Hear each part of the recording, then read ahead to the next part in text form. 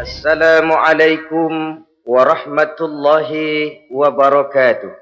Waalaikumsalam warahmatullahi wabarakatuh. Bismillahirrahmanirrahim. Alhamdulillahi rabbil alamin. Wassalatu wassalamu ala ashrafil anbiya'i wal mursalin, imamil muttaqin, sayyidil ghurril muhajjalin, sayyidina wa maulana Muhammadin wa ala alihi wa ashabihil mujahidin at-tahirin, amma ba'du. Saudara-saudara kaum muslimin rahimakumullah. Dalam kehidupan ini, pada satu sisi memang kita harus melaksanakan berbagai kegiatan amal ibadah. Tetapi pada sisi lain, kita juga harus menjaga jangan sampai amal ibadah yang sudah kita kerjakan itu dihancurkan oleh sikap kita sendiri. Bahwa kita sudah sholat, alhamdulillah. Bahwa kita sudah zakat dan memberikan sedekah, syukur. Bahwa kita sudah melaksanakan ibadah haji, thayyib. Apakah dengan demikian amal kita sudah menjadi banyak? Nanti dulu. Jangan berbangga hati dan puas diri. Pada kesempatan yang berbahagia ini, saya ingin menyampaikan satu hadis yang diriwayatkan oleh Imam Ad-Dailami, di mana Rasulullah sallallahu alaihi wasallam pernah bersabda, "Sittatu asya'in tuhbitul a'mal." Ada 6 perkara yang bisa menghancurkan amal yang sudah kita kerjakan. Salat yang sudah kita kerjakan itu, zakat yang sudah kita bayarkan itu, haji yang sudah kita tunaikan itu, bisa dihancurkan oleh 6 perkara ini. Nanti di akhirat, pada saat setiap orang menunggu pahala dari ganjaran amal yang ia kerjakan di dunia ini, kita menanti dan menanti, ya Rabb, mana amal kebaikan saya? Mana pahala kebajikan yang saya lakukan? Hasilnya tidak ada. Amal yang kita kerjakan dihancurkan oleh sifat-sifat yang akan kita kemukakan pada pertemuan kali ini. Yang pertama yang bisa menghancurkan amal adalah al-istighalu bi'uyubil khalqi. Orang yang terlalu sibuk mencari-cari aib dan kekurangan pada diri orang lain. Habis waktunya hanya untuk mengorek-ngorek celah orang, sementara ia lupa pada aib dan celak dirinya sendiri. Sifat seperti ini menghancurkan amal yang sudah kita kerjakan. Sedangkan baginda Nabi mengajarkan, tuba liman syaghalahu aibuhu an uyubin nas. Beruntunglah orang yang kekurangan pada dirinya menyebabkan dia sibuk sampai ia tidak sempat mencari-cari aib dan kekurangan pada diri orang lain. Saudara-saudara kaum muslimin rahimakumullah. Sibuk mencari aib orang tentu bukan dengan tujuan positif. Latar belakangnya kadang-kadang karena jealous, karena hasud, kecemburuan sosial. Sore, pagi, siang, malam kita korek-korek kesalahan orang dengan target hancur martabatnya, jatuh kehormatan dirinya, hilang nama baiknya, dilupakan dan terisolir dari tengah-tengah masyarakat. Perbuatan yang demikian sungguh terlalu amat sangat kejam. Salat kita, puasa kita, haji kita bisa dihancurkan jikalau kita terlalu sibuk mencari-cari aib orang lain. Muslim dengan muslim itu bersaudara. Kalau kita menganggap muslim yang lain adalah saudara kita, maka aibnya adalah aib kita. Kekurangannya juga adalah kekurangan kita. Pada saat kita melihat pada dirinya terdapat kekurangan, tugas kitalah menutupi. Ini yang dijamin oleh Nabi, man satara musliman satarahullahu fid dunya wal akhirah. Siapa yang menutupi aib dan celah orang-orang beriman, Allah akan menutupi aib dan celaknya di hari akhirat nanti. Zaman sekarang, zaman gosip. Zaman sekarang, zaman isu. Sehingga hal yang 1 meter pun dapat jadi 5 meter. Yang 5 meter dapat saja menjadi 10 meter. Kita sibuk membumbui hal-hal yang kita tidak tahu duduk perkara yang sebenarnya. Bahkan lebih celaka, kadang-kadang kita malah sok tahu. Memberikan vonis dari sudut pandang kita sendiri. Adalah tidak bijaksana jika kita mengukur baju orang lain dengan badan sendiri. Baju orang lain kita ukur pakai badan kita. Tentu saja enggak pas. Begitulah. Terlalu sibuk mencari-cari aib orang lain. Menghancurkan amal ibadah yang sudah kita kerjakan. Na'udzubillah summa na'udzubillah. Kadang-kadang hadir majelis taklim di pengajian. Ngaji setengah jam. Ngomongin orang 2 jam setengah. Tekor, defisit. Belum bergeser dari majelis taklim. Ini kan penyakit rohani. Di mana kedudukan kita antara sesama muslim bagaikan satu tubuh. Kalau yang satu sakit, yang lain ikut merasakan sakit. Yang satu terhina, yang lain ikut merasakan terhina. Jadi pada saat kita melihat aib orang lain, kita ceritakan di mana-mana, kita bongkar di mana-mana. Tentu satu hal yang jelas, kita tidak senang kepada orang itu. Kita tidak senang kepada orang itu. Dan kalau sudah tidak senang, maka fungsi persaudaraan bisa berubah menjadi permusuhan. Oleh sebab itu, kalau ada 2 orang berselisih, boleh kita bohong untuk mendamaikan 2 orang tadi. Misalnya si A sama si B berantem nih, jengkel, marah-marahan. Saudara datang ke rumah si A. A, saya dengar kamu lagi marahan sama B. Iya itu si B, kurang ajar. Bangsat, bajingan, tengik. Pokoknya kalau ketemu, awas. Ah, saya kira sih enggak begitu. A, tadi saya ketemu B, dia bilang malah kangen sama sampean. Dia pengen ketemu. Ingat masa lalu zaman sebantal berdua, sebatang rokok berdua. Dia kangen pengen ketemu. Padahal si B enggak ngomong apa-apa sama saya.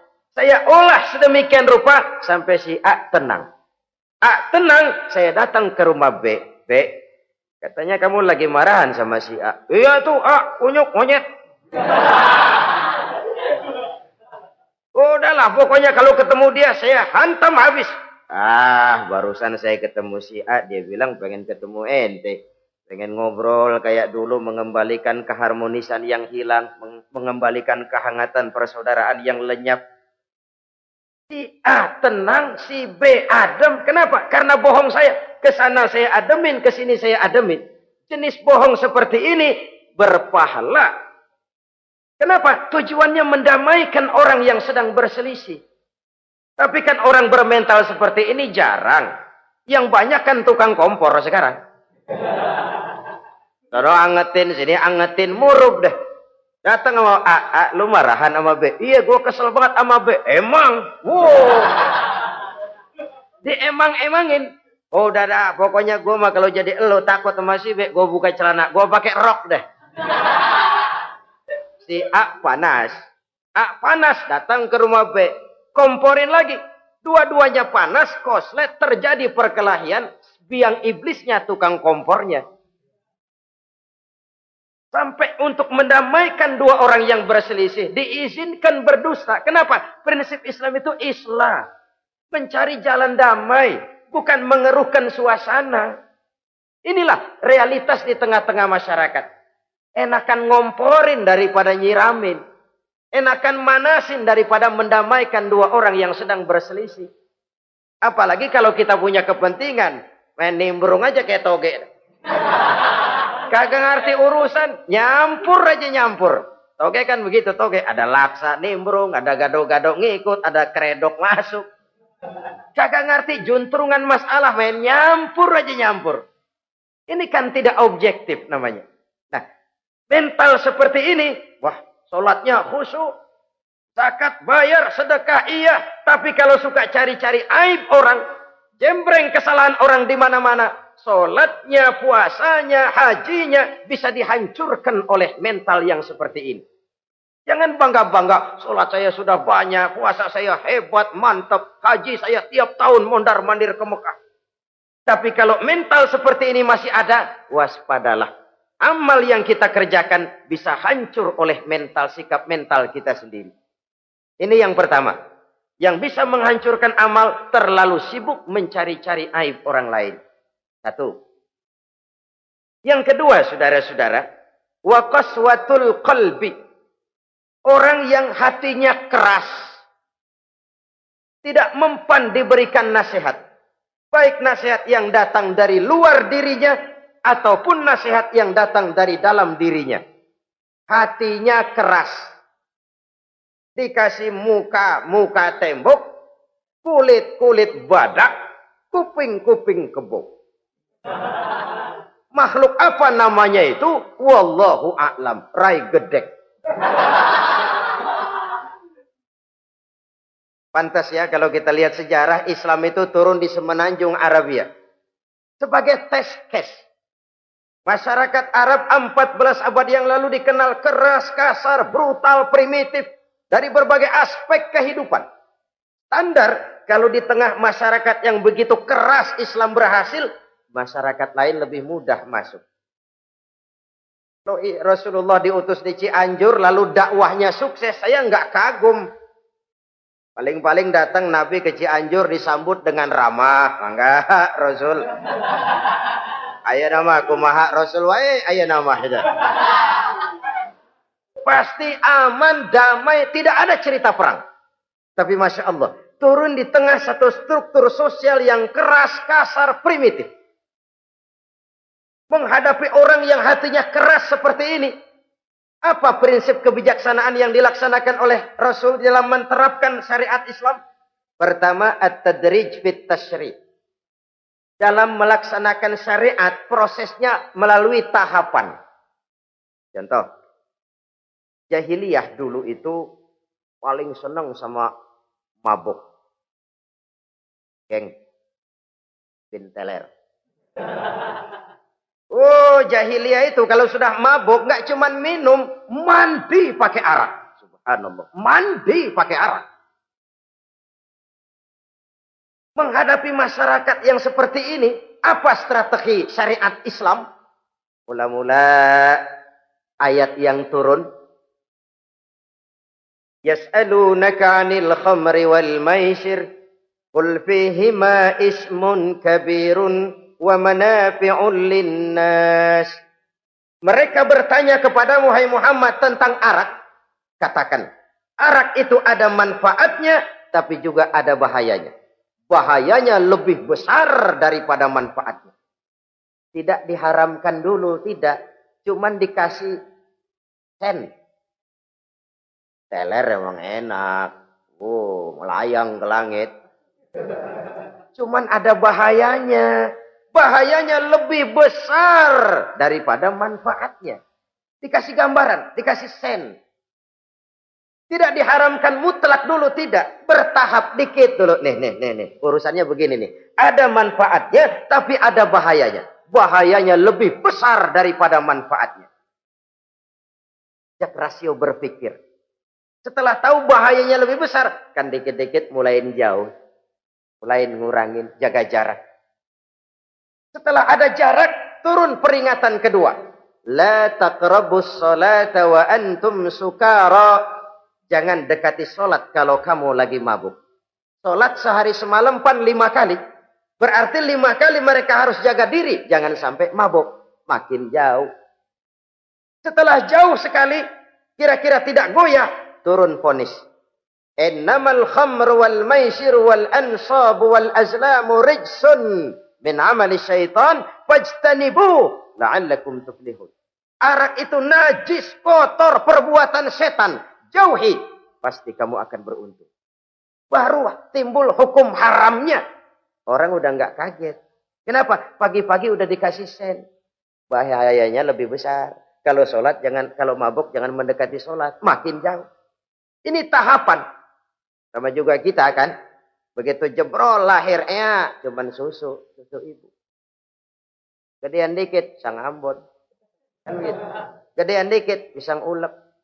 Gedean dikit nasi. Udah gede bener jengkol jijelin. Proses. Coba bayi begitu lahir kasih pisang batu, tenggeng. Gak kuat. menerima, belum waktunya. Ini proses yang dilaksanakan oleh strategi syariat Islam untuk mengobati penyakit qaswatul qalbi ini. Keras hati.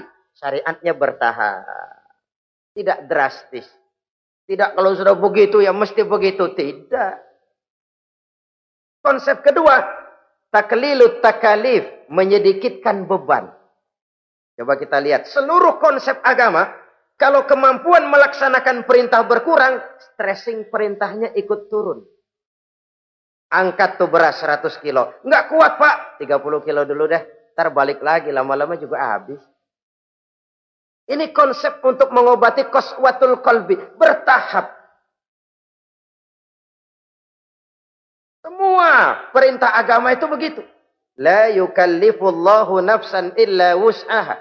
Allah tidak memberikan beban kecuali sesuai dengan kemampuan yang dimiliki oleh seseorang. Kalau kemampuan melaksanakan perintah berkurang, stres perintahnya juga ikut menurun. Salat wajib diri. Kalau mampu. Gak bisa pak salat berdiri. Salat dengan berbaring. Kalau mampu. Berbaring gak bisa pak. Pinggang kurap. Salat pakai isyarat. Kalau mampu pakai isyarat tidak bisa. Dalam hati setiap kemampuan melaksanakan perintah berkurang, stres perintahnya juga menurun. Taklilut takalif ini juga salah satu strategi mengantisipasi kerasnya hati. Nah. Konsep yang ketiga dari syariat, al-musawat bainan nas fi takalifil ahkam. Persamaan terhadap manusia di dalam berhadapan dengan hukum Allah. Kadang orang yang hatinya keras itu, logikanya jalan, ngukur suasana. Gimana sih lu? Menggerib kagak mau ke masjid? No, yang Pak Haji masih di perapatan. Yang Pak Haji disebut. Itu kan cenderung orang begitu. Kalau dia nyolong ayam, dia tunjuk orang yang nyolong kambing. Ini apologi namanya. Kenapa lo nyolong ayam? No, yang maling kambing urusin, gedean. Apologi. Lah kapan mau beres kalau begitu? Tidak introspeksi, tidak self correction. Itu apologi. Untuk menutupi kelemahan diri, menunjuk kesalahan orang lain yang lebih besar. Itu kan nggak jantan namanya. Apologi. Tidak ada sifat untuk memperbaiki diri sendiri. Karena kecenderungan ini ada, Islam menutupi itu. Dengan apa? Semua manusia sama dalam berhadapan dengan hukum Allah. Gak ada iri hati dalam hukum Islam ini. Salat wajib. Wajib. Bagi siapa? Yang sudah balik dan mampu. Terhadap semua strata. Jenderal wajib, kopral wajib. Apalagi hansip. Tidak ada fasilitas. Wah kamu jenderal nggak apa-apa dah sembahyang setahun 2 kali. Idul Fitri aja sama Idul Adha. Enggak tuh. Semua manusia sama dalam berhadapan dengan hukum Allah. Itu yang Nabi ingatkan. Orang-orang sebelum kamu dahulu hancur. Umat-umat sebelum ini rusak binasa. Kenapa? Karena mereka kalau orang kecil berbuat salah. Hukum cepat-cepat ditegakkan. Tapi kalau yang besar berbuat salah. Mereka diam pura-pura tidak tahu. Jadi apa ini? Yang namanya mafia peradilan bukan cuma zaman ayeuna. Sejak zaman sebelum Islam Nabi sudah mengingatkan. Mereka dahulu hancur. Kenapa? Kalau orang kecil berbuat salah, hukum buru-buru ditegakkan. Rame-rame dikeroyokin. Giliran yang gede berbuat salah, diam pura-pura enggak tahu. Hukum pakai pandang bulu. Saudara-saudara kaum muslimin rahimakumullah. Oleh karena itu orang yang keras hati itu bisa merusak amalnya sendiri. Enggak mempan nasihat, rai gedek, muka-muka cuek. Baik nasihat yang dari luar maupun nasihat yang dari dalam enggak mempan. Kan dalam hidup ini ada nasihat dari luar, dari orang lain, bisa dari fenomena kehidupan. Ini juga nasihat. Oh, dia itu kaya tapi pelit. Hatinya begitu ya. Katanya menteleng. Itu kan nasihat. Itu kan nasihat. Oh, dia waktu berkuasa tapi zalim, matinya begitu. Perutnya pancung.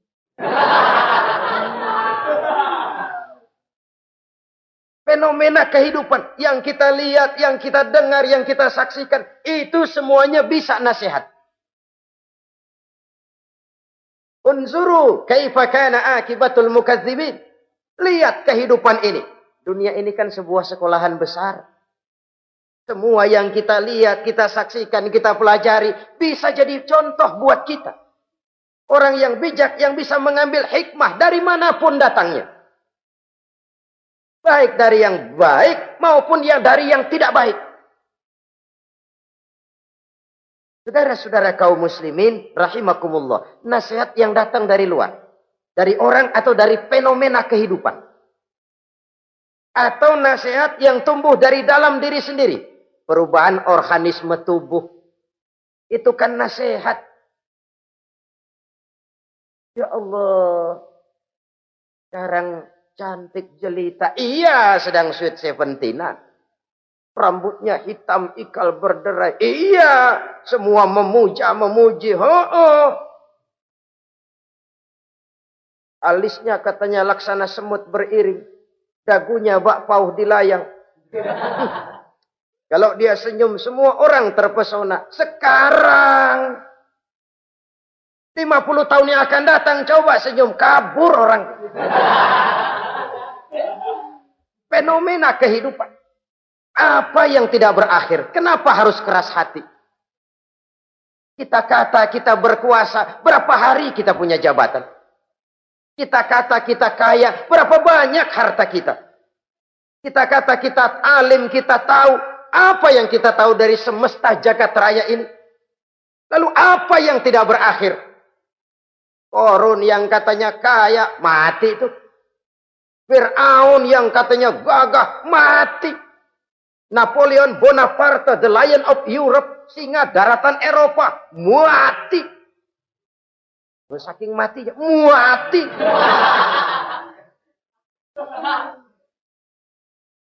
Kenapa harus keras hati? Kenapa tidak melihat perubahan fenomena alam sekitar ini? Apa yang tidak berakhir? Apa yang tidak selesai? Lalu apa yang mau kita sombongkan? Kenapa kita harus keras hati? Sehingga pantas dalam hadis kursi Allah menyatakan al-kibriya'u libasi. Sombong itu pakaianku. Manusia enggak pantas pakai pakaianku, kegedean. Pakaian Allah mau dipakai. Kalau Allah sombong, udah pantas aja udah. Kenapa? Kagak ada Tuhan lain selain dia. Udah pantas dia nyombong. Kita nyombong apaan? Oleh sebab itu, beruntung orang kalau diberikan hati yang lembut. Mudah menerima kebenaran. Peka terhadap kesulitan orang lain. Ringan tangan memberikan pertolongan buat mereka yang memang memerlukan. Dan enggak semua orang dikasih begitu. Enggak semua orang. Lain ya. Umar bin Khattab sikapnya keras. Tapi hatinya gampang menerima kebenaran. Nah, lain loh orang kayak begini. Keras sikap boleh keras. Tapi hati mudah menerima kebenaran. Wah, kalau Umar kerasnya kan luar biasa. Tapi hatinya kok gampang menerima kebenaran. Ini hidayah. Coba lihat waktu berita Rasulullah meninggal dunia. Sampaikan oleh para sahabat. Umar jengkel. Cabut pedang. Siapa bilang Muhammad mati, saya tabas batang lehernya. Dia nggak siap menghadapi kenyataan. Emosinya yang jalan, bukan rasionya. Keras. Bilang deh, Muhammad meninggal. Saya tabas batang lehernya. Untung ada Sayyidina Abu Bakar. Beliau tidak bicara langsung, cuma pidato. Ayyuhan nas, man kana ya'budu Muhammadan fa inna Muhammadan qad mata. Wa man kana ya'budu Allah fa inna Allah hayyul la yamut. Hai manusia, siapa yang menyembah Muhammad, Muhammad sudah meninggal. Tapi siapa yang menyembah Allah, Allah maha hidup dan tidak akan pernah mati buat selama-lamanya. Sayyidina Umar tersentak. Subhanallah, saya salah. Bagaimanapun Muhammad hanya seorang manusia. Saya cinta dia, saya suka dia, nyawa saya pertaruhkan untuk dia. Tapi dia manusia dan saya tidak menyembah Muhammad. Ia sadar akan kekeliruannya, berlinang air matanya. Keras sikapnya, tapi lembut hatinya. Nah, yang kayak begini, bagus. Ini udah sikap keras, hati keras, yaitu tadi. Muka tembok, kulit buadak, kuping kebo. Diapain aja udah nggak mempan aja udah. Susah yang kayak begini. Saudara-saudara, ma'asyiral muslimin rahimakumullah. Jadi yang kedua yang bisa menghancurkan amal kita, orang yang hatinya keras. Wah. Yang ketiga sekarang, yang bisa menghancurkan amal kita itu wahubbud dunya. Orang yang terlalu cinta kepada dunia. Nih, pakai kalimat terlalu ya. Kalau sekadar cinta kepada dunia, why not? Kita cinta anak dan istri, wajar. Kita cinta harta benda, tentu. Kita cinta sanak famili dan seluruh handai tolan, memang. Kita juga cinta kepada bangsa dan tanah air. Itu bagian dari iman, persilahkan. Yang tidak boleh itu kalau sudah pakai kalimat terlalu. Terlalu. Sebab kalau sudah terlalu, itu sudah di luar kontrol. Orang lalu menghalalkan segala cara. Terlalu cinta kepada jabatan. Akhirnya bergeser. Sholat menghadap Allah. Dengar mau pindah jabatan ke tempat kering. Gerasak gerusuk nyari dukun. Ini kan namanya iya kanak budu wa dukun nasta'in. Nggak bisa wong itu satu paket. Kalau iya kanak budu wa iya kanasta'in. Kalau hanya kepadamu ya Allah kami menyembah, hanya kepadamu kami minta tolong. Ini paket, jangan dipisah-pisah. Menyembahnya kepada Allah, minta tolongnya kepada yang lain. Sinkret, bercampur. Iya, kalau es campur enak. Tapi kalau agama dicampur dengan yang lain, nggak enak rasanya. Sama juga begini, ada gelas ya. Kalau sepenuhnya diisi bensin, itu ketahuan, bisa diminum motor. Kalau sepenuhnya diisi air putih, jelas bisa diminum orang. Tapi begitu separuh diisi bensin, separuh diisi air putih, kacau dah. Motor minum, mogok. Orang minum, mabok. Dijual juga nggak laku. Kenapa? Sinkret. Maka Allah pesan, wala talbisul haqqa bil batil. Jangan kau campur aduk yang hak dengan yang batil. Saudara-saudara kaum muslimin, rahimakumullah. Begitulah terlalu cinta kepada dunia sering menyebabkan orang out of control. Bergeser dari garis yang telah ditentukan oleh Allah. Apalagi di zaman sekarang ini. Persaingan hidup makin tajam. Tensi ekonomi semakin tinggi. Gaya hidup semakin konsumtif. Sementara lapangan kerja semakin sulit. Orang kadang kehilangan harga diri untuk mencapai sesuatu yang bernama dunia, lalu menghalalkan segala cara. Sebab itu jangan korbankan keabadian akhirat dengan kesenangan dunia yang cuma sebentar ini. Jangan sia-siakan keabadian akhirat dengan kesenangan dunia yang kadang fata morgana ini. Cintailah dunia, tapi sekadarnya saja. Sebagai ladang untuk menanam bagi kepentingan di akhirat nanti. Terlalu cinta kepada dunia bisa menghancurkan amal yang sudah kita kerjakan. Ini yang ketiga. Yang keempat, waqillatul haya. Orang yang sedikit rasa malunya. Rasa malu merupakan bagian daripada nilai-nilai keimanan. Apabila rasa malu berkurang, artinya nilai iman juga ikut menurun. Kita melihat sekarang ini banyak orang pakai pepatah Arab dalam hidup ini. Bul ala zamzam fatu'raf, kata orang Arab. Kalau kepengen terkenal, kencingi sumur Zamzam. Itu bakal ngetop ke seluruh dunia. Sumur Zamzam dikencingin. Itu akan terkenal ke seluruh dunia. Terkenal apanya? Terkenal gilanya. Jadi apa maksud pepatah ini? Kalau pengen cepat terkenal, bikin yang aneh-aneh. Yang orang lain nggak kerjain, kerjain. Yang orang lain nggak pakai, pakai. Nanti kan aneh, dilihat orang. Kalau dilihat orang kan cepat ngetop. Pantas apa tidak nomor 18. Yang penting terkenal aja dulu dah. Artinya apa? Rasa malu dikuburin. Rasa malu disingkirin. Kalau sudah sedikit rasa malu, tidak terhalang melakukan perbuatan-perbuatan yang negatif. Satu contoh. Tujuan utama diperintahkan berpakaian itu kan menutup aurat. Tapi Rasul pernah mengatakan, satu saat nanti akan muncul perempuan, nisaun, kasiyat, ariyat, ma'ilat, mumilat, ru'usuhunna ka'asnimatil bukhtil ma'ilat.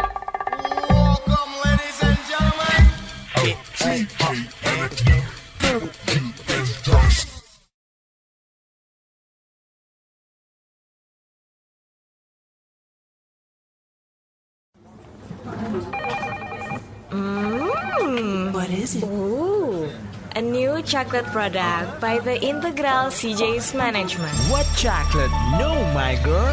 It's a new CJ's brand. Kepalanya ditata begitu rupa persis kayak punggung onta. Itu rambut lagu apa tahu deh.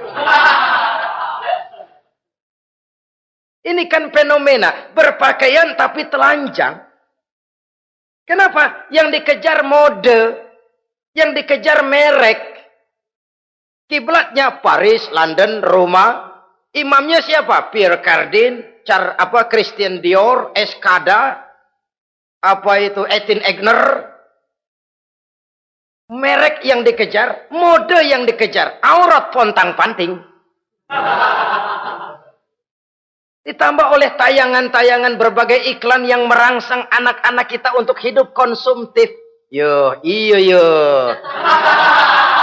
Cocok iya jeng urang yo. Terangsang dia untuk konsumtif. Dihadapkan kepada kenyataan. Suasana ekonomi enggak menunjang. Orang tua lemah ekonominya. Dia lihat sekelilingnya, ternyata yang lain juga begitu. Banyak teman senasib, kumpul. Disingkirkan rasa malu. Akhirnya tukang bajai ditodong. Qillatul haya, sedikit rasa malu.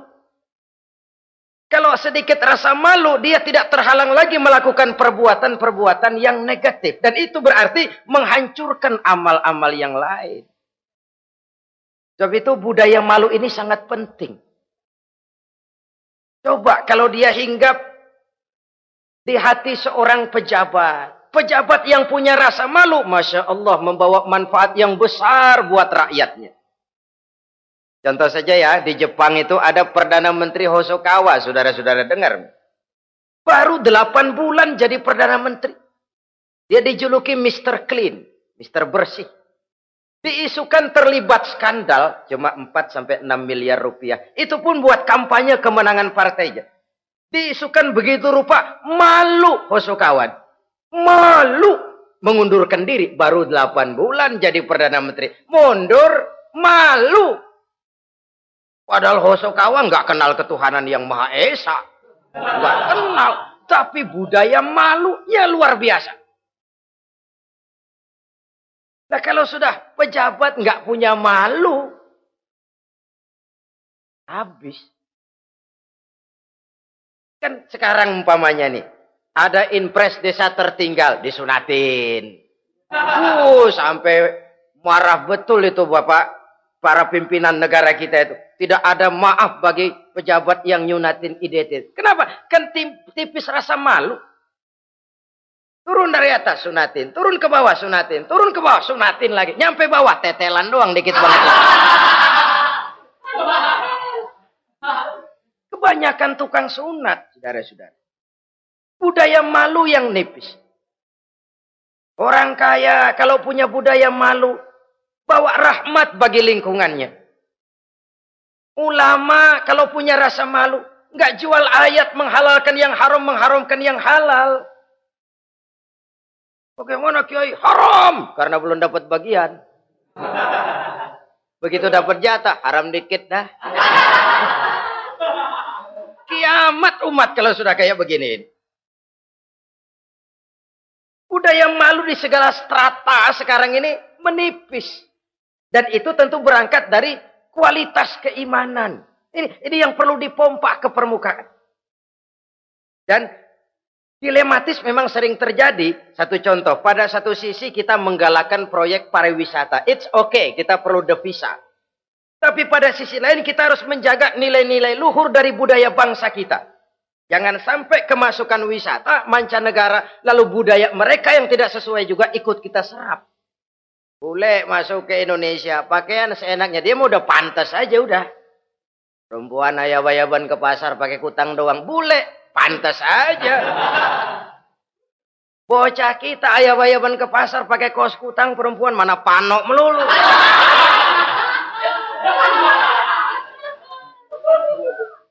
Menipisnya budaya malu. Ada standar bahwa mode hal kedua, merek apalagi. Yang pertama itu menutup aurat dari sisi berpakaian saja. Kalau anak-anak kita diracuni oleh yang namanya mode, diracuni oleh yang namanya merek, dia akan terbuai hidup dalam alam kepalsuan. Sekarang ini hidung pesek bisa dibikin mancung. Kulit keriput jadi kenceng. Operasi plastik. Pada sisi lain pengaruh duit juga luar biasa. Di aki-aki keriput kalau habis gusuran kenceng lagi. Pasaran keras lagi. Oleh sebab itu budaya malu ini perlu kita kembangkan. Supaya di semua strata sosial memiliki budaya yang namanya malu. Sederhana memang, tapi tidak semudah mengucapkannya. Sampai-sampai dijadikan taruhan, al-haya'u minal iman. Rasa malu itu bagian daripada iman. Dan malu yang tertinggi, kalau sudah punya malu kepada Allah, itu puncak. Puncaknya di situ. Kalau cuma malu sama mertua, ngaling aja dikit, dia kagak tahu deh. Kalau cuma malu kepada petugas keamanan, terlalu banyak tempat yang mereka nggak lihat. Tapi kalau sudah budaya malu kepada Allah, tidak sejengkal tanah pun terhalang dari pengetahuan Allah. Ini nantinya juga punya pengaruh sosial. Sosial kontrol sekarang juga sudah renggang. Dulu kalau ada hal yang dianggap aib, satu kampung tahu. Malunya selebar awak. Sekarang budaya hidup sudah individualis. Tetangga mau apa kayak cuek aja udah. Akhirnya orang anteng. Lah nggak apa-apa ini dah, tenang aja dah, besok begitu aja lagi. Sosial kontrol juga sudah agak renggang sekarang ini. Kalau dulu orang punya rasa sosial kontrol yang begitu dekat. Oleh sebab itu, budaya malu merupakan bagian daripada iman. Orang yang sedikit rasa malunya bisa lepas kontrol. Kalau dia sudah lepas kontrol, dia bisa melakukan hal-hal yang merusak amal perbuatannya sendiri. Oleh karena itu, pada pertemuan kali ini, saya juga mengajak, mari kita tumbuh kembangkan budaya malu ini. Saudara-saudara kaum muslimin, rahimakumullah. Yang kelima, yang bisa menghancurkan amal kita, watulul amal. Orang yang terlalu panjang angan-angannya. Hidup dalam bayangan. Kakinya tercabut dari alam realitas. Mengharap burung terbang tinggi, tapi punai di tangan cepat-cepat dilepas. Akhirnya burung di tangan terlepas, punai juga tidak datang. Terlalu panjang angan-angan. Hidup cuma nunggu keajaiban. Yang diwiridin jikalau. Orang sudah kemana-mana dia masih anteng. Jikalau andai kata umpama misalnya. Islam bukan agama orang pemalas yang selesai sholat lalu berpangku tangan. Ada orang yang cuma sujud saja rezekinya mengalir. Ada. Ada orang yang cuma munajat di keheningan malam. Rezekinya mengucur. Ada. Tapi kan bukan kelas kita. Itu kelas antara dia dengan Allah, tidak ada jarak lagi. Orang-orang yang batinnya bersih. Doanya didengar. Permohonannya dikabulkan. Permintaannya cash. Kalau kita bisa bayang cuma nadah doang, nggak mau usaha, paling banter orang undang tahlil kita. sebesek campur geretan udah. Kita ini tahap yang bekerja, berusaha, berdoa, tawakal. Pernah dalam satu sholat Jumat Rasulullah di masjid, ada seorang sahabat Badui datang dari pedalaman mau sholat Jumat, turun dari onta cepat-cepat masuk ke masjid. Ditegur oleh Rasul, ontamu sudah kamu ikat? Belum ya Rasul. Kenapa? Saya tawakal kepada Allah. Marah Rasul. Keluar. Ikat ontamu. Masuk lagi ke masjid. Baru tawakal. Sederhana sekali. Tapi inilah gambaran kehidupan. Ikat ontamu baik-baik. Baru tawakal. Kalau nggak diikat. Udah tawakal. Terus hilang. Tawakalnya salah. Sudah diikat rapi-rapi. Masih hilang juga. Nah tawakalnya benar. Sudah usaha. Sudah ikhtiar. Toh hilang juga. Gambarannya sederhana. Ikat ontamu baik-baik. Lalu masuk ke masjid. Barulah engkau bertawakal. Jangan onta dibiarin keliaran. Lalu tawakal. Tawakalnya yang salah. Saudara-saudara kaum muslimin. Rahimakumullah. Islam mengajarkan keseimbangan. Kita wajib berusaha. Tapi tidak wajib untuk berhasil. Hasil itu hak prerogatifnya Allah. Berusahalah sebagaimana harusnya di satu sisi. Tapi minta tolonglah kepada Allah di sisi lain. Ada keseimbangan. Orang yang terlalu panjang angan-angannya biasanya malas bekerja. Terangsang ngejar kerjaan yang gede, yang kecil kagak dikerjain. Akhirnya yang kecil lewat, yang gede kagak datang. Padahal rezeki itu kan yang penting mudawamahnya ya, rutinnya. Biar banyak tapi begitu sekali datang banyak, begitu stop 10 tahun kagak datang terus. Sengsara juga. Yang penting mudawamah, continue-nya itu. Biarin duit sih banyak, asal rutin aja. Gak apa-apa. Tulul amal, terlalu panjang angan-angan. Hidup di alam bayangan. Terlepas kaki dari akar kenyataan. Hidup ini kan kenyataan, harus dihadapi secara nyata. Islam ini agama yang wajar, hiduplah secara wajar. Jangan melakukan sesuatu yang memang bukan makom kita di situ. Artinya apa? Kalau memang kita cangkir, lalu minta air seember, kan lebihnya mubazir. Cangkir, minta air diisiin seember. Buat apa lebihnya? Bukan makom kita. Jangan tercabut dari akar kenyataan. Siapa sih kita ini? Jangan ibadah baru ala kadarnya, sikap udah kayak wali. Iyalah kalau wali cuma sujud, permohonannya makbul. Kenapa? Dia dengan Allah itu nggak ada jarak. Kita, lapisan dosa kita yang bikin jarak. Makanya sering dijelaskan ya. Kalau ada hadis, siapa yang baca Bismillahirrahmanirrahim, dia lewat di atas air, beku itu air, dia bisa jalan di atas air. Bismillah saja bisa jalan di air. Tapi kan soalnya kemudian, Bismillahnya orang yang bagaimana? Model kita, maaf lah, 1000 kali baca Bismillah, lewat di empang, tenggelam kita. Bukan Bismillahnya yang lain. Yang baca mentalnya, pribadinya yang lain. Makom kita belum di situ.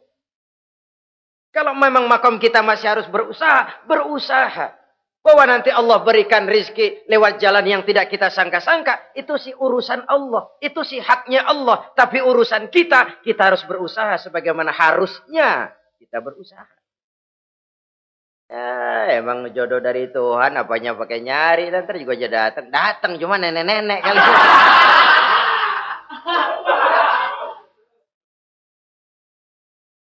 Bekerja, berusaha. Jangan terlalu panjang angan-angan. Hiduplah secara nyata, apa adanya, yang wajar-wajar saja. Tinggal di gubuk reot, hidup pakai gaya jet set. Ngagul dah. Sama merek mobil kenal banget, mobil orang-orang. Udah bukan main kalau ngomong deh. Di atas awan hidupnya. Di atas awan. Ngomong kagak ada yang kecil. Gak pakai juta udah. Miliar. Triliun. Ngerokok tetap aja ngombe. Silahkan mengharap burung terbang tinggi. Tapi punai di tangan jangan dilepas. Realitas apa? Idealisme boleh terbang setinggi langit. Tapi kaki tetap berpijak di alam realitas. Ayo kita ngambil contoh dari Rasulullah Sallallahu Alaihi Wasallam. Rasulullah itu kan dikasih mukjizat, fasilitas, tapi nggak ngandelin. Buktinya apa? Nabi hijrah ke Madinah. Itu kan manusia. Posisi kita terjepit. Ayo hijrah, hijrah, berangkat. Gak ngandelin Tuhan. Pojokin nih, dikepung. Kirim deh apaan kayak biar pada mampus nih orang ini. Enggak tuh. Enggak. Walaupun beliau punya mukjizat. Tapi enggak ngandeli. Kenapa kita enggak lihat itu? Perang Uhud kalah. Kalah. Berlumur darah dari kakinya yang mulia itu. Kalau ngandelin mukjizat, apa pantas Nabi kakinya sampai berdarah? Apa pantas sampai kalah? Kenapa enggak rekes, simsalabim, hancur musuh? Tidak, beliau tidak tercabut dari akar kenyataan. Beliau manusia, hidup dan berjuang secara manusiawi. Perkara Allah mau kirimkan mukjizat, itu haknya Allah. Waktu di Taif, saudara masih ingat. Dilontari dengan batu, menghindar ke kebun anggur. Turun malaikat Jibril, Muhammad, innallaha amaroni an uti'ak. Allah perintahkan saya datang menemuimu di sini untuk mendengar komandomu. Sekarang apa mau kamu? Kalau mau kau orang Taif yang melontari kau dengan batu hancur, saat ini saya angkat Jabal Uhud. Saya timpakan mereka biar mati semua. Bagaimana? Dalam keadaan terpojok, dilemparin batu, dikeroyokin, menghindar ke kebun anggur. Turun Jibril nawarin bantuan. Apa jawab Nabi? Jangan Jibril. Jangan. Saya diutus bukan buat ngancurin orang. Saya ini rahmah bagi alam. Tapi kamu disambitin. Biarin. Saya berjuang jangka panjang Jibril. Kalau sekarang mereka ingkar. Barangkali nanti anak-anaknya mau beriman. Saya tungguin anak. Kalau anaknya kafir lagi Muhammad. Cucunya. Oh susah Muhammad, susah. Kenapa? Bagaimana bapak begitu anak? Gak begitu. Lalu mau kamu apa? Saya mendoakan mereka. Allahumma hdi qaumi fa innahum la ya'lamun. Ya Allah, berikan hidayah kepada mereka yang nyambitin saya. Karena mereka enggak tahu. Disambitin, berdarah, yang nyambitin didoakan. Pada satu sisi ini menunjukkan tingginya akhlak Nabi. Pada sisi lain ini menunjukkan Nabi juga mengatur strategi secara manusia. Tidak simsalabim. Tidak tercabut dari akar kenyataan.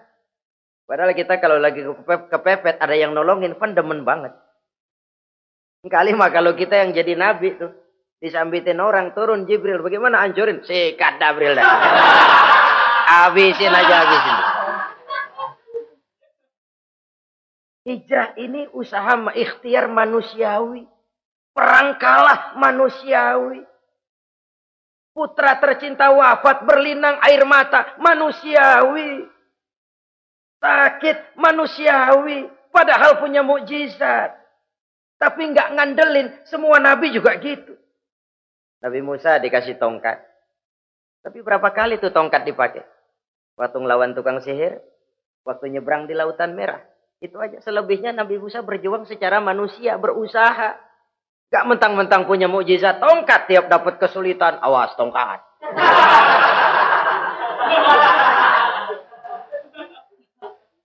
Utuh manusiawi. Ini Rasul. Kenapa kita nggak lihat itu? Kenapa kita lalu tercabut dari akar kenyataan dan hidup dalam khayalan? Sampai-sampai di satu anekdot yang menyentuh. Sekarang ini akibat tayangan-tayangan televisi begitu rupa. Ada seorang bapak ditanya sama anaknya. Pak, Tuhan sama Batman kuatan mana sih? Logikanya sudah dipenuhi oleh gambaran Batman. Bahwa Batman itu kuat, gagah, menolong yang lemah. Timbul logika. Kuatan mana sama Tuhan katanya. Pengaruh yang dia lihat itu membentuk opini. Sama juga sekarang coba lihat ibu-ibu. Kalau udah Cassandra, itu masakan ditinggal tuh angus di dapur. Angit tuh tempe. Saudara-saudara kaum muslimin, rahimakumullah. Begitulah yang kelima, yang bisa menghancurkan amal kalau orang terlalu panjang angan-angan. Hiduplah secara wajar karena Islam memang agama yang wajar. Jangan melakukan sesuatu yang memang bukan makom kita di situ. Jangan melakukan sesuatu yang memang bukan posisi kita di situ. Kullun ya'mal ala syakilatih. Jangan minta ayam menggonggong. Jangan minta kambing mengeong. Bukan bagiannya. Bukan bidangnya. Sama juga orang ngomong, apaan mubalik kerjanya ngomong doang. Sekarang kan zaman pembangunan. Mana ada mubalik ngurus irigasi. Nah, kalau mubalik ngurus irigasi, apa lurah mau ngajar PK? Jangan tercabut dari akar kenyataan. Toh prinsip modern saja mengajarkan the right man on the right job. The right man on the right place. Orang harus ditempatkan sesuai dengan bidangnya. Jangan tercabut dari akar kenyataan. Inilah kita dan inilah yang harus kita lakukan. Hidup ini kenyataan. Hadapilah secara nyata. Perkara Allah mau membuat yang lain, itu hak prerogatif Allah. Bukan urusan kita. Yang terakhir saudara, yang keenam yang bisa menghancurkan amal kita. Wa zalimun la yantahi. Perbuatan zalim yang tidak sanggup dihentikan. Zalim kepada Allah. Zalim kepada makhluk. Atau zalim kepada diri sendiri. Ada orang zalim kepada Allah. Begini banyak nikmat yang diberikan Allah. Nggak sanggup dah kita ngitungnya. Dari bangun tidur sampai tidur lagi nikmat nggak pernah berhenti itu. Bahkan kita tidur sendiri. Sadar nggak kita waktu tidur nggak berdaya? Coba ketika kita ngorok pulas, andai kata kecoa 16 masuk ke kuping kita. Siapa yang mau jagain? Siapa yang mau jagain? Nikmat. Belum pernah nikmat Allah berhenti. Begini banyak nikmat yang diberikan. Dan Allah cuma minta satu. Syukuri nikmat itu. Kalau kamu syukuri, aku tambah. Kalau kamu ingkar, asal tahu saja azabku itu pedih, kata Allah. Orang yang zalim kepada Allah. Orang yang tiap hari memakan nikmat Allah. Tapi enggak pernah mensyukurinya. Akaltum ni'mata rabbikum walam tashkurulah. Kamu makan nikmat Tuhanmu. Tapi enggak pernah kamu bersyukur kepadanya. Itu zalim kepada Allah. Pak, dalam hidup ini kan kita dikasih waktu 24 jam sehari semalam. Sehari semalam, 24 jam. 24 jam itu Allah kan nggak minta semua. 5 waktu saja kau lapor kepadaku. Sholat. Sholat kalau bagus, 10 menit kan. Taruh dah tuh, sholat bagus. Kilat, 5 menit dah. Kilat khusus 2 menit. Cepet dia nggak pakai perangko. Taruhlah yang menengah kita ambil 5 menit. Kalau 5 waktu, 5 kali 25, 5 kali 5 berarti 25 menit untuk lapor. Hei manusia, aku kasih kau hidup 24 jam. 25 menit kau lapor. Banyak yang berat. Padahal sisanya masih 23 jam 35 menit. Buah gambaran zalim kepada Allah. Padahal zalim kepada Allah yang rugi bukan Allah.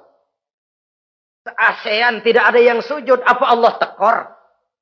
Apa Allah lalu berhenti jadi Tuhan? Apa Allah lalu jadi lemah? Tidak. Zalim kepada Allah artinya juga zalim kepada diri sendiri. Lalu zalim kepada sesama makhluk. Kadang tidak kita sengaja. Karena itu dalam Islam tidak ada kebebasan mandiri. Ya contohnya ya. Kita beli radio. Kita setel di rumah kita sekeras-kerasnya. Terus dalam hati nih. Radio gue. Beli gue. Pakai duit gue. Gue setel di rumah gue. Sekeras-kerasnya. Urusan apa sama orang? Kata kita. Tetangga kita kan boleh juga ngomong begitu. mata gue. Yang ngantuk gue. Gue tidur di kamar gue. Ngapa suara radio lu masuk kemari?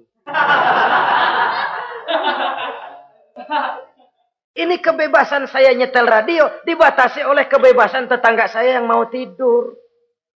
Kalau saya perturutkan nafsu saya sudah zalim kepada dia. Zalim kepada orang lain. Dan yang banyak tidak kita sadari, zalim kepada diri sendiri. Membiarkan diri hanyut dalam munkarat dan tanpa ada usaha untuk menghentikannya. Tidak ada orang yang bisa mencelakakan diri kita terus-menerus kalau bukan diri kita sendiri. Tidak ada yang bisa menyelamatkan diri kita kalau bukan kemauan kita yang tinggi untuk menyelamatkannya. Allah sudah ciptakan kita dalam bentuk yang paling mulia. Fi ahsani taqwim. Dari sekian banyak makhluk yang diciptakan Allah, tidak ada yang sekomplit, seindah, secantik manusia. Ini harus dijaga. Jangan posisi yang sudah tinggi ini kita rendahkan sendiri. Fi ahsani taqwim posisi kita. Tapi kita rendahkan. Kita kembali asfala safilin. Posisi yang paling rendah. Kita zalimi diri kita sendiri. Karena itu, zalim kepada Allah, zalim kepada orang lain, zalim kepada diri sendiri, akarnya sama, mendatangkan kerugian. Dan bisa merusak amal yang sudah kita kerjakan. Oleh karena itu, mari sama-sama kita berusaha. Pada satu sisi kita melaksanakan amal ibadah sebagaimana yang seharusnya, tapi pada sisi lain kita menjaga nilai-nilai ibadah. Jangan sampai hancur oleh perbuatan kita sendiri. Sekianlah jumpa kita kali ini. Insya Allah kita lanjutkan di lain kesempatan. Terima kasih atas segala perhatian. Mohon maaf atas segala kekurangan. Usikum wa nafsi bitaqwallah. Wassalamualaikum warahmatullahi wabarakatuh.